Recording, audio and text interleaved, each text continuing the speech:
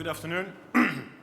I do have a bit of cold, so if you can't understand me, it's not your fault, it's my fault. I came in with a cold, so I hope it's all fine for you. So Oracle on stage, we're talking about infrastructure and scale, and I think that's one of the things I'd like to get you through in this 50 minutes to tell you why Oracle is in this game. And hopefully at the end of my presentation we'll see that Oracle has been in this game, but you may have not seen Oracle before. But today we're here and we'd like to show you. So my name is Joost Volker. I'm running the IOT business for EMEA, which is Europe, Middle East and Africa, which is quite a span, but of course there are some hotspots, and the hotspot today is Greece. You can see it's about cloud platform, and that's one of the things straight away as a kind of takeaway that we can see when we're talking at scale. It is connected to cloud. So there's one thing I need to show, but that's more like, just anything I tell about the products might change over time. So this is just for my accountability, that you can trust me what I tell, but Oracle may change some things. The product, you know for sure. I think you probably all know, and we've seen over those today, that there are a lot of areas where you can apply IoT, and here are a few of them. What I would like to take you through is, so where do we think where the business is, and probably where the business is from an Oracle point of view. So where our customers' business is, I would like to take you through as such. As you can see, probably in the right-hand corner down there, you see probably more in the retail and in the wearables. That's where there's a personal space, where IT is applied to the personal space, which means there's short connection. Anything you do is probably connected to the individual. And there's also a group which is on the top end there, where you probably have a lot of data. The data itself may not be that valuable, but there's a lot of data, a lot of things that are transmitting data, and you need to find your way across this data. And as a third, probably big group, is on this side, where you probably have a lot of assets that might send out less data per minute or per second, but the value of the information is much more important. So you have those three things probably you can look at. So what's actually in my personal space, which I need for my personal decisions, what's actually is a lot of information I would like to scramble through, and what's actually is valuable information I would like to look at. And if you look at it from that perspective, we can see that the investments being taken on IoT, whilst of course you can see a lot on let's say the personal space, and as Oracle, for example, we've worked with Nike on the wearables of Nike, we've delivered a lot of infrastructure. We can see actually that is a big change, and we've working with IDC on this, that actually the number of devices which are IoT enabled in the industries and across the enterprises has surpassed the ones in the consumer space, and it's even taking it further. More importantly, the investments on that side are much higher. So if you look at that from that space, it's two accelerators at the same time. Should we all be there? No, there's business after all, but definitely it's interesting to look at the business, what's happening there, and why is it happening there. If you probably would go one step deeper, is that you could, as I just mentioned, those two buckets. We call them like consumer-facing IoT, B2C, and business-facing IoT, which could business to business or could be business to consumers. And they have different strategies. They have different characteristics, and there's something in there. But if you take it from where we think that there's definitely a big growth, is what I just mentioned, when you have either a lot of data, which you need to transmit it, or you have very much valuable data, which you need to capture in a way. So on the consumer-facing side, I would definitely say around the home, maybe not in the home, but around the home. So you're talking about the power consumption of a home, of a neighborhood or a city. That's interesting, because you're talking about something you would like to detect from what's happening around the home. Finally, you might come into, of course, what's happening in the home. And of course, but there are other players in that space who would like to know exactly what's happening in the home.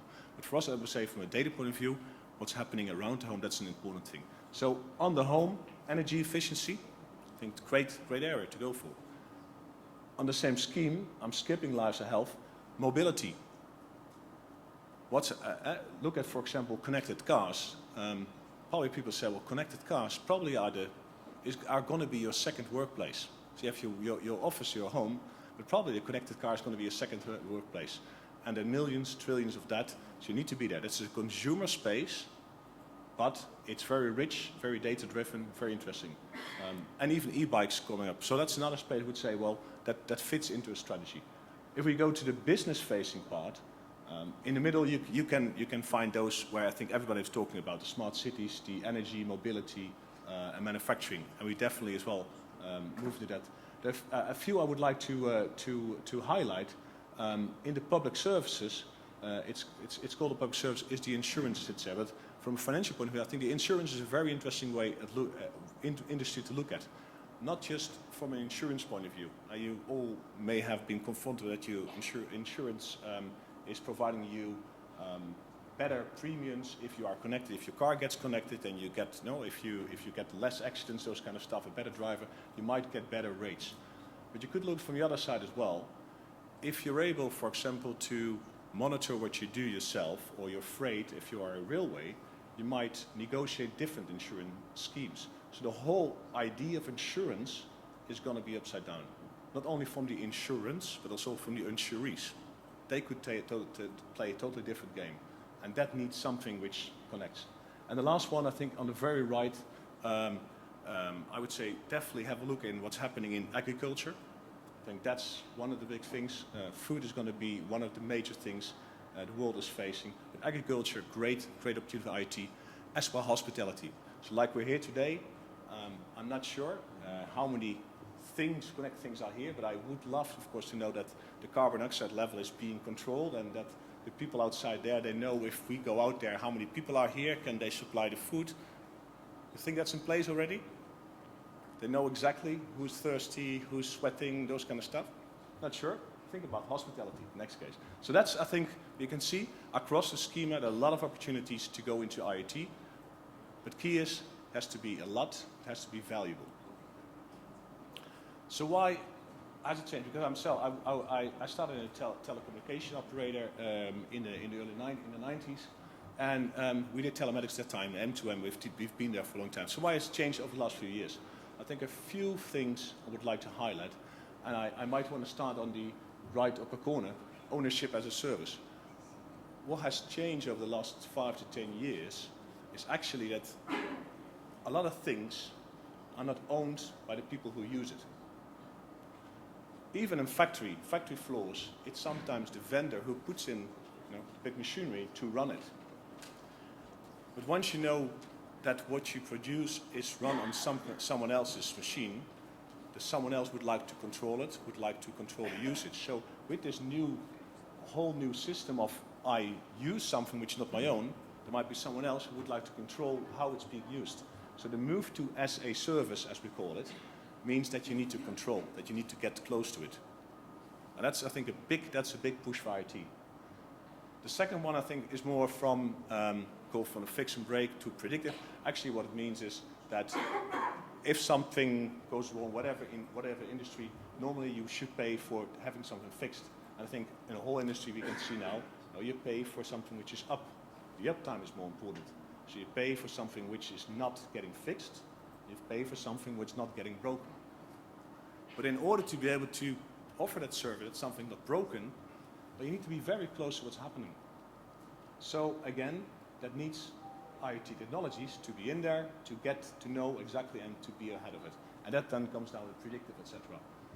On the latter two, I would probably only touch the one on business analytics. Another thing that we see happening, and Oracle has been, for example, in data analytics for a long time, what we see as well with our customers is that while data, big data, has had a tremendous focus on historian data, so you look actually what happened, then we now see the need of you would like to act on what's happening. So you try to see in-flight data and act on what's happening and merge that later on with things that you have been seeing happening in the past. So getting smarter decisions, getting smarter designs means that you not only have to look back, be able to touch on what's happening today. And that's where IoT technology as well can make a big shift. Last one is more probably, if you do this well and you can move some smart decision close to the edge, you probably can decision quicker. So that's overall what I can see happening. With customers, I'm going to skip a few things, but at least what we do see is if you take this road, I think most customers would like to transform to the right, and they would like to connect all kind of things to the end. But we see that you do need to take some steps. So first start connecting, start learning what's happening. Once you've done that, you can start learning what exactly is happening and how you could predict. And only once you've done that, you've started to understand that, then it's time to think how can you transform your business and transform your business models. So we all talk about what's happening there, how it's connected. We see that with our customers, you need some steps over time to get this right. Overall, what we think, where IoT and something delivers, this is the logical world. Telematics, M2M has been here for a long time. Sorry, this is the physical world, that's the logical world, where the decisions are being made, and IoT platforms can make a connection between the physical world and logical world, to bring us together. On the product, so we do deliver a cloud service for that, as Oracle, which is a platform that has all the components in there to connect, securely connect stuff, to analyze stuff and to integrate. But also what we do is, as we've learned that it just not coming with those technologies, it needs a certain readiness. So we have those building blocks like asset monitoring available. And we have the integration to the backend, because at the end of the day, what we think is what's happening if you are able to capture data from here and you are able to bring it to where decisions are being made, and you can bring this decision back, then you're talking about a smart ecosystem. Not just about smart things, not just about smart data, but that's a smart ecosystem we're all looking for. Okay, good. And I think, and what we try to do, of course, is deliver some components that can enable this smart economy. It's already there. The smart monitoring is there, and you can see that's very customer-facing, so it's not technology-wise.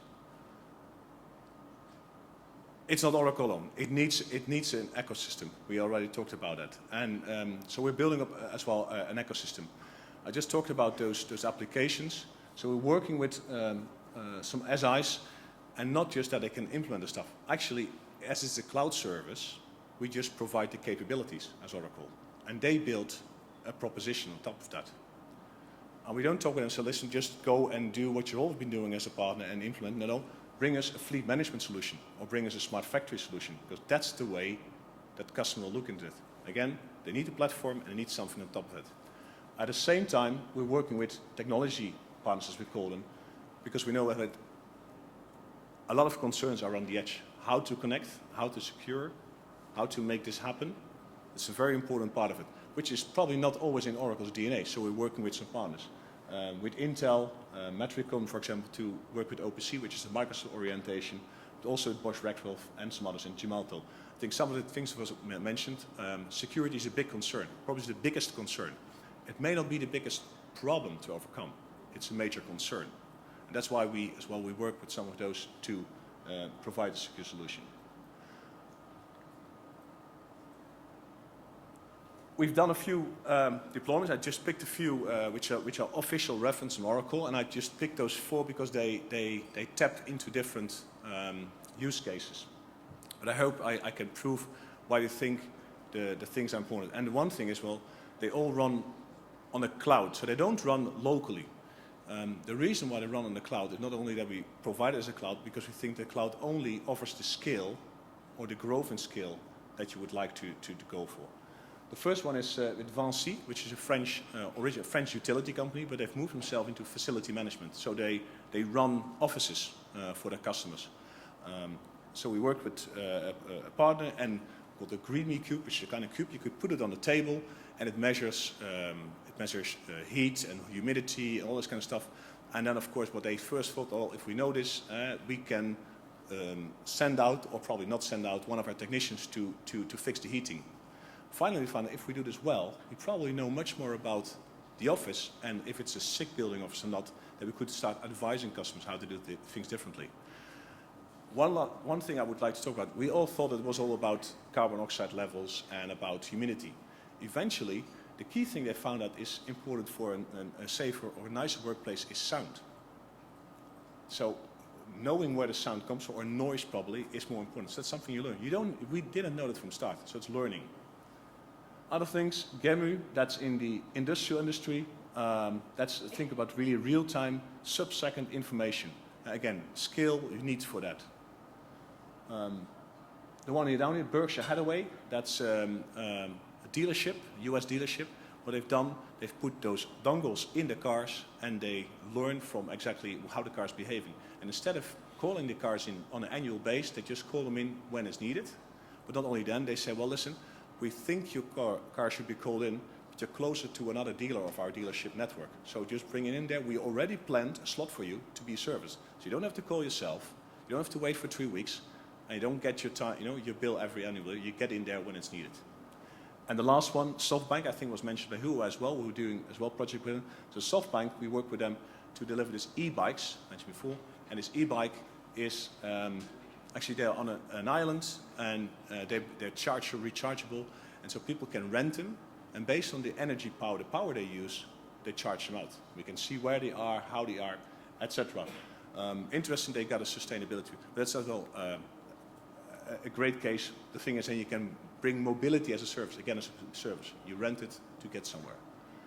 I'll leave for what it is with some other cases. I think that's one thing I touched. I heard a lot about parking a few times, so I ditched it quickly. We've done something with parking already 6 years ago. So again, people said talk about smart parking is new. We've done this 6-7 years ago in the San Francisco Bay Area, and it's a great success. The thing is, we did this with other technology. So again, IoT doesn't always have to be the newest technology. You can do things together, and it works out. We've learned from this particular project very much. Eventually, the interesting thing here with this was that we had both the parking slots as the meters were connected, and we learned that overall we could lower the price and get more revenues for the city. And with that, fun as well. We do racing cards, and with that, I would like to thank you for your attention. Please go search Oracle on IoT. I hope we have to offer something new in this space, but we've been there a long time, so offer you as well experience in this space. Thank you.